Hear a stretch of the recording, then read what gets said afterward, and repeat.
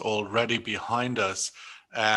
Let's kick off in America with Randall Mohammed, VP Energy Solutions at Ahart Solutions International, as the big bazooka headline comes out of, I believe, Pittsburgh yesterday, the city of steel, where President Biden announced his $2 trillion stimulus on infrastructure, Randall, but markets haven't really seemed to rally as they have in the past on these big announcements.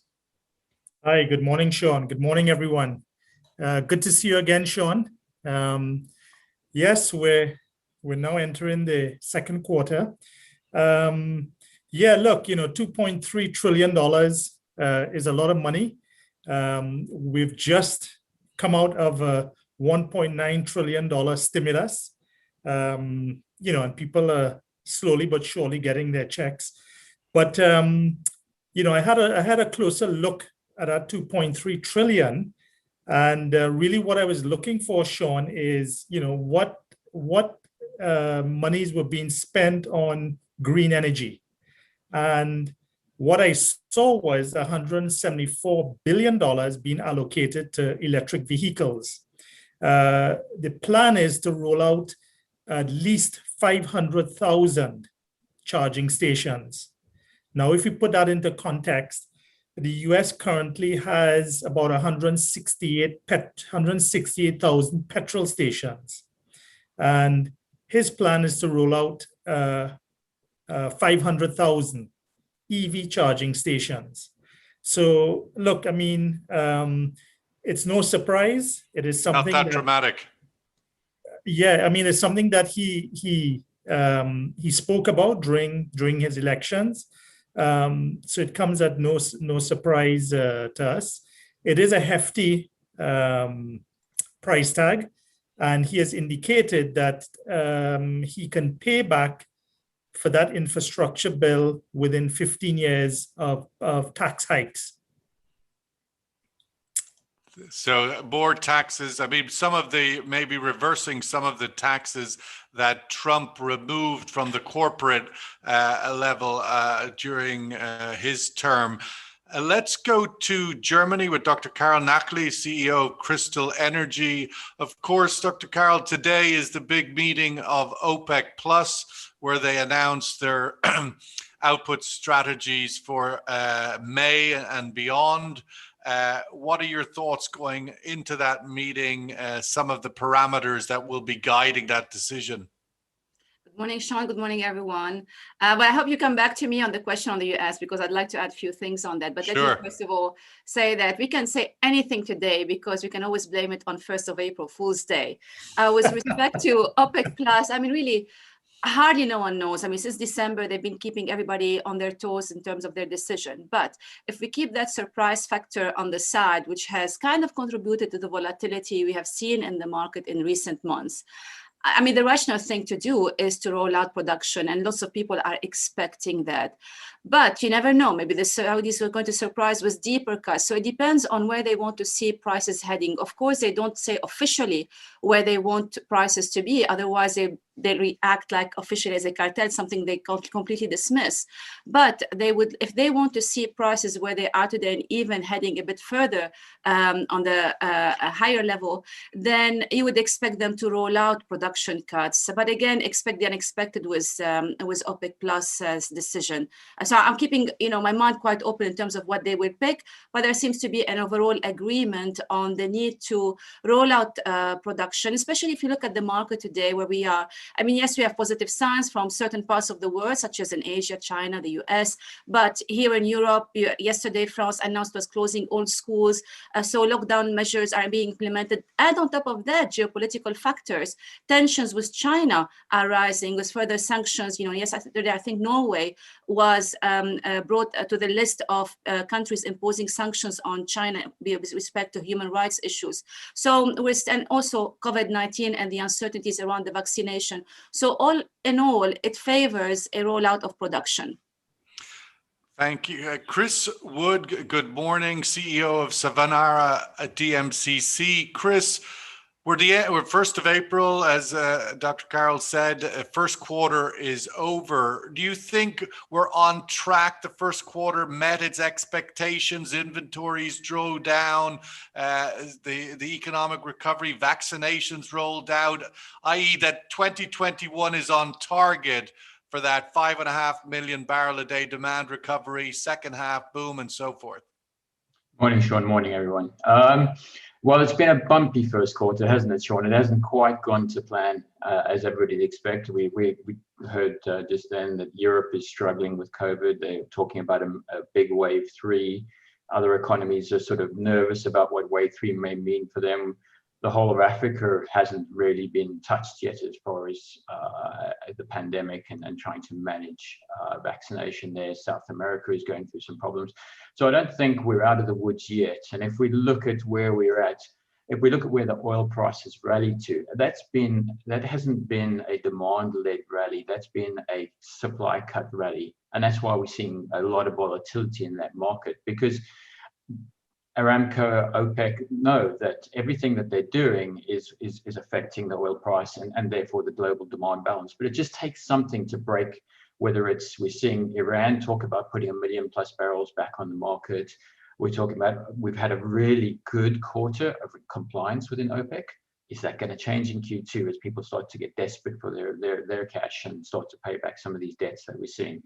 Shale, we heard about it yesterday and in your call yesterday. We're starting to see some sort of indications that shale is coming back in a more controlled way, but it's coming back, which all these things are playing into the mind of the OPEC leaders going, well, what do we do? Do we need to cut because our own projections are saying demand isn't coming back as quick as we thought it was going to do? Or do we keep it? Do we roll over? And I think there's a lot of debate that needs to go on internally today to see where they're going to get. And as we said, it's April 1st. Who knows what's going to come out of the market today?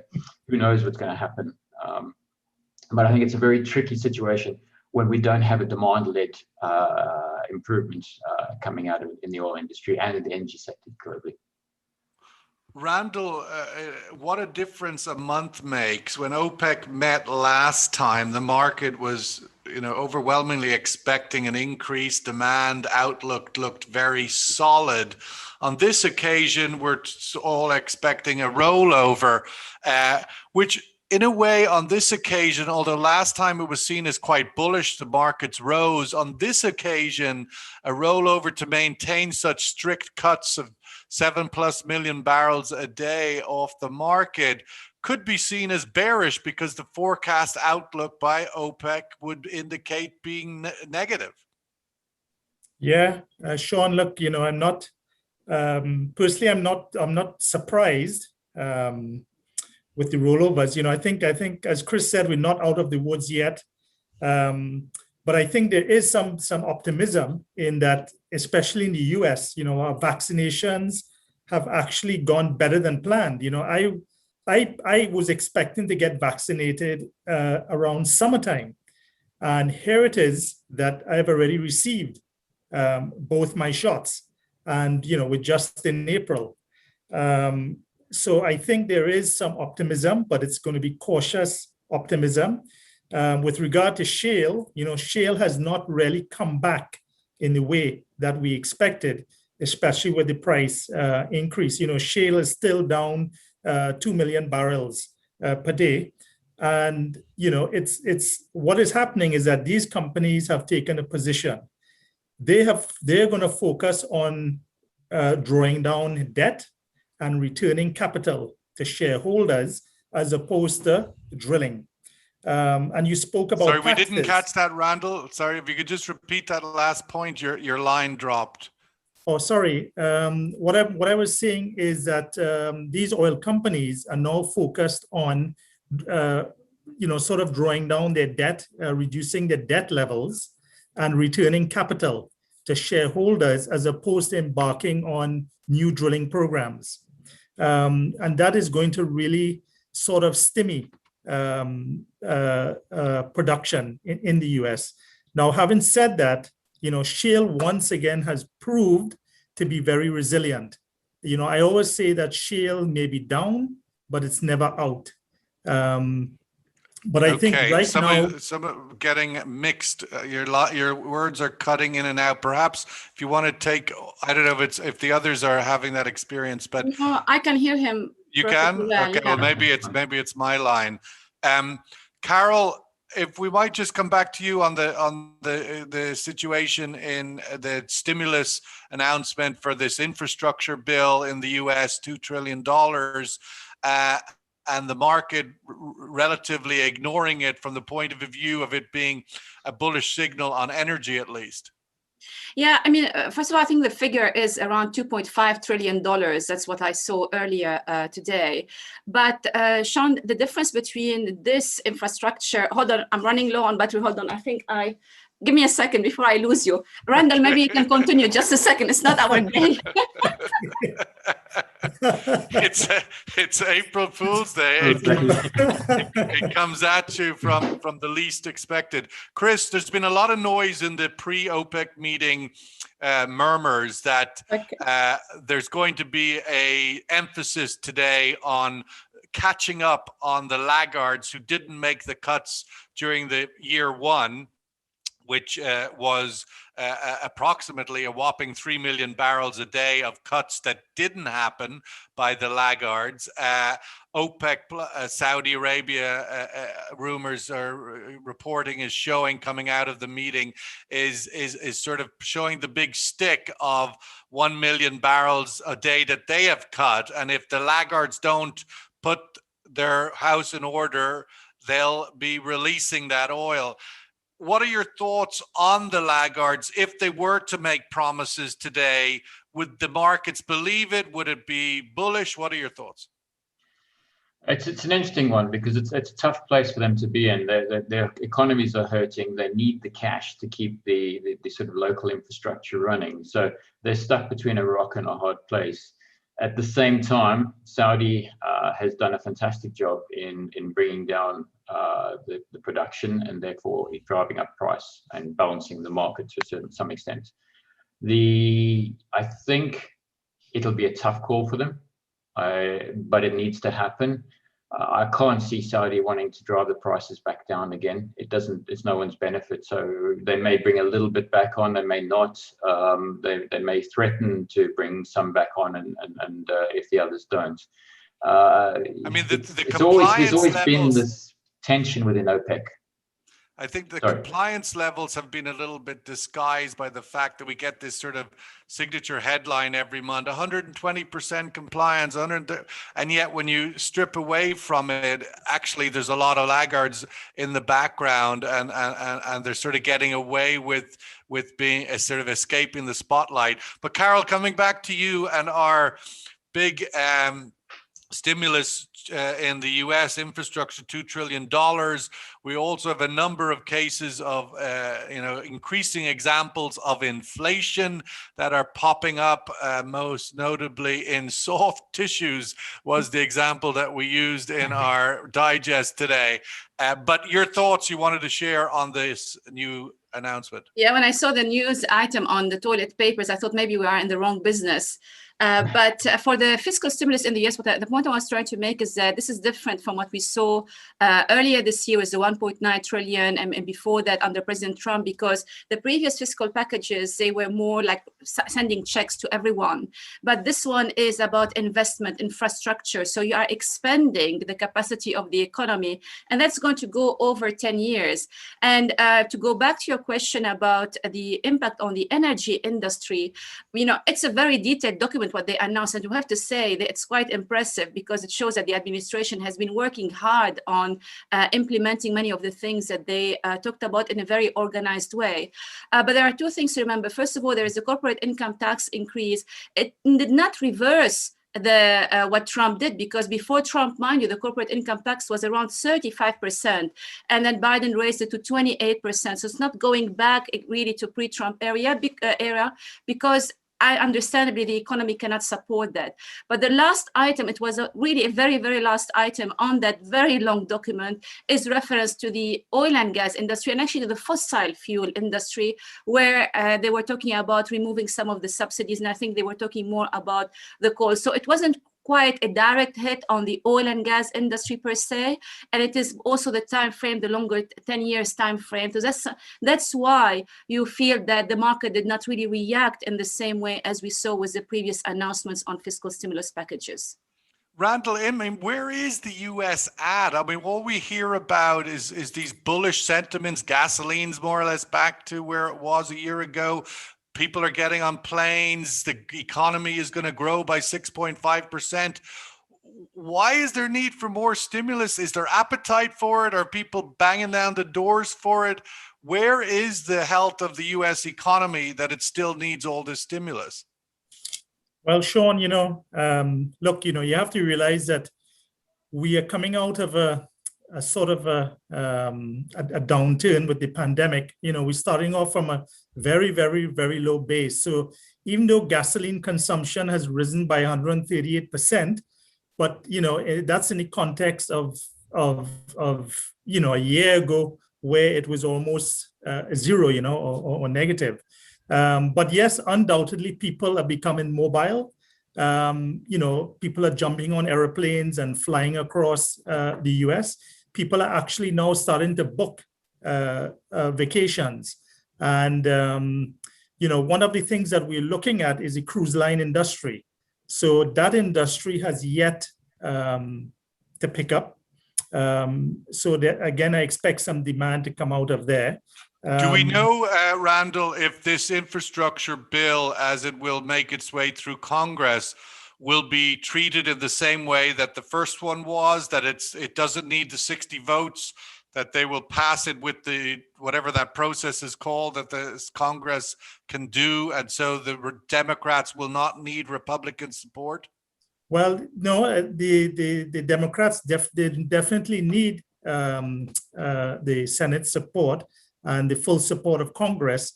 And I believe Mitch McConnell came out yesterday and basically said, look, guys, this package is huge.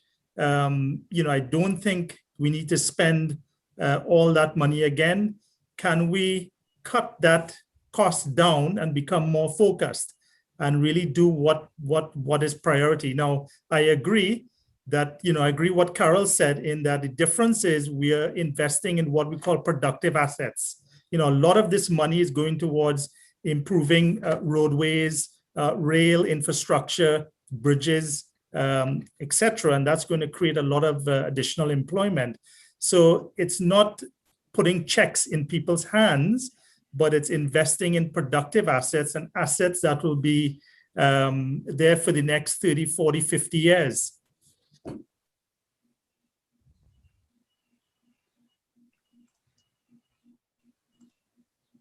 Okay, Chris, as we get into the sort of final thoughts ahead of the meeting for OPEC Plus today, a rollover in the classic sense of we're going to do the same for another month. Do you think the markets will rise or fall on the back of that? And do you expect, will we see any caveats? I mean, it feels like we've had a downward trend for some time in the last 10, 12 trading days, and there doesn't, a rollover doesn't seem to be getting the market that excited. No, it doesn't. And if you look at the oil stocks in the US, they're on a slight climb. They're in the top end of the sort of 5-year average. So a rollover won't have a dramatic effect on the market, in my view, and therefore it will continue to soften. Should continue to soften the prices that we're seeing at the moment, because you'll see a slight length sort of creeping into the market. Don't forget, there's all those stocks of oil that have now sort of started to be depleted, which we start to see. Well, we've seen so significantly in the VLCC rates, and they're not showing any sign of recovering. So from that point of view, I think a standard rollover won't make everybody happy at the end of the day. Won't certainly get the markets excited. Let's go to the survey question today and have everybody else have a chance to give us their views. would the market rise on the back of a reaffirmation of the commitment by OPEC plus laggards to cut the oil supply further by meeting their obligations from the last year? Some reaffirmation of that in the rollover announcement today. Would the market rise on the back of that? Would they believe it, I suppose, is the question, that those laggards are suddenly going to become non-laggardish? Is that a word? We'll make it a word today. In the news you picked up there, Carol, we had also the G7 ministers speaking out overnight against China, and is this sort of a beginning of a kind of Biden strategy to coordinate multilateral posture, not just bilateral? What is your outlook for that and its consequences potentially for global trade? You know, the tensions with China are not something new, because it's a continuation actually of the Trump's posture against China, though in a more diplomatic way, because as you said, it's not going to be just US versus China. The US here under Biden is trying to gather greater support, and actually it might be more effective in terms of putting pressure on China. And I remember, Sean, when I attended, it was in January 2020, before COVID-19 hit, I attended Gulf Intelligence event in Abu Dhabi, and the session where I spoke at was talking about the tensions with China and the impact on the global economy. So that is definitely a wild card and something that could dampen the global economic outlook. But Sean, I want to come back to the thing about the OPEC Plus meeting. It just occurred to me that it's going to be very exciting, irrespective of what they decide today, simply because, if I'm not mistaken, this is the last trading week, a day of the week, because tomorrow I think the markets are not trading, at least in the US, and I think on Monday the same. So we have a longer period of perhaps non-trading, at least in key markets, and that's why we might see something more exciting because of that, much more perhaps than what OPEC is going to decide. Randall, the inventories in the US this week, we had the EIA report out yesterday, again, a continuation of the same trend line. But ultimately, we are getting down towards those 5-year average inventory levels, which you would expect to deliver stronger support to the oil price. Yes, Sean, I agree. But I think, you know, as I said before, you know, as we said very, very earlier on this show, you know, we took the elevator on the way down, and we are taking the stairs on the way back up. And I think that's going to continue for some time.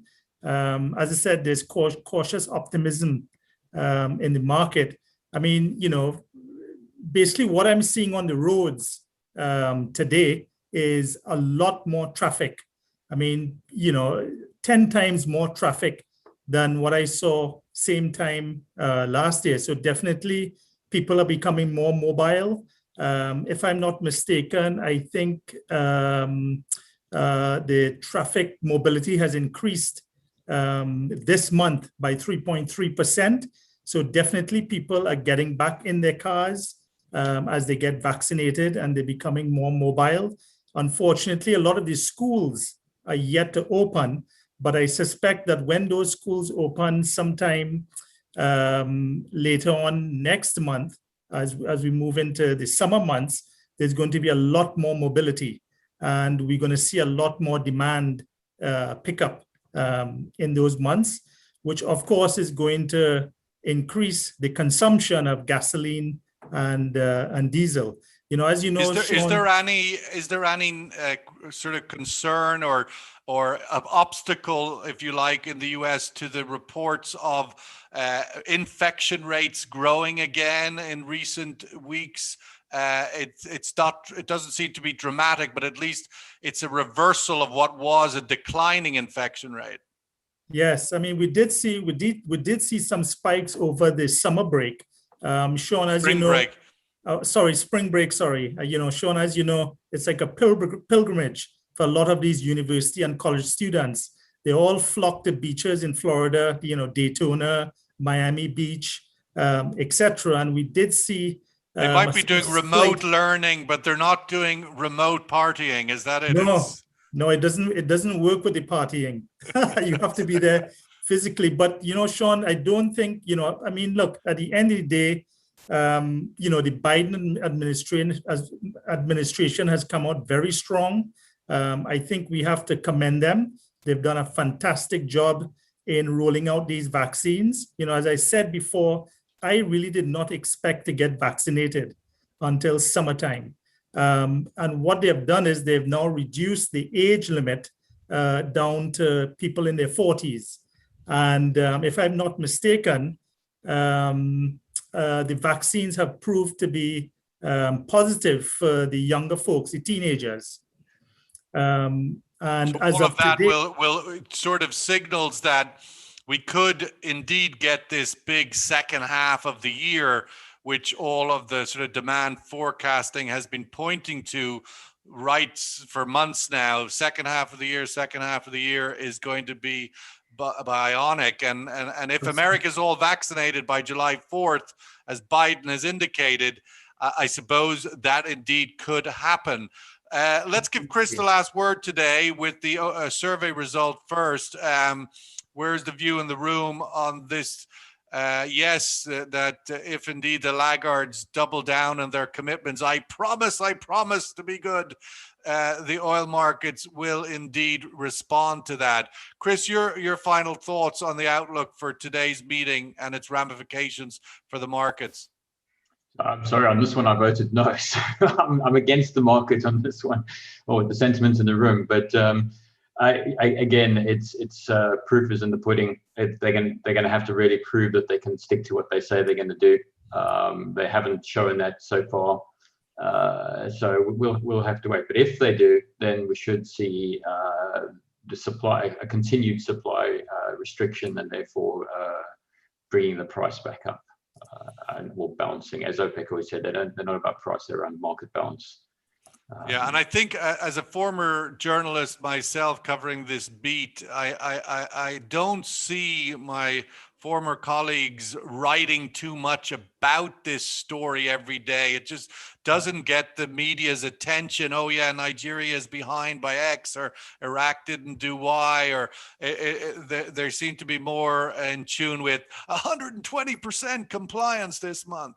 And so as long as the media is not really digging around those laggards, they'll continue, in my sense. And any pop that would come on the oil price on any double down on promises would probably reverse. There's bigger stories out there.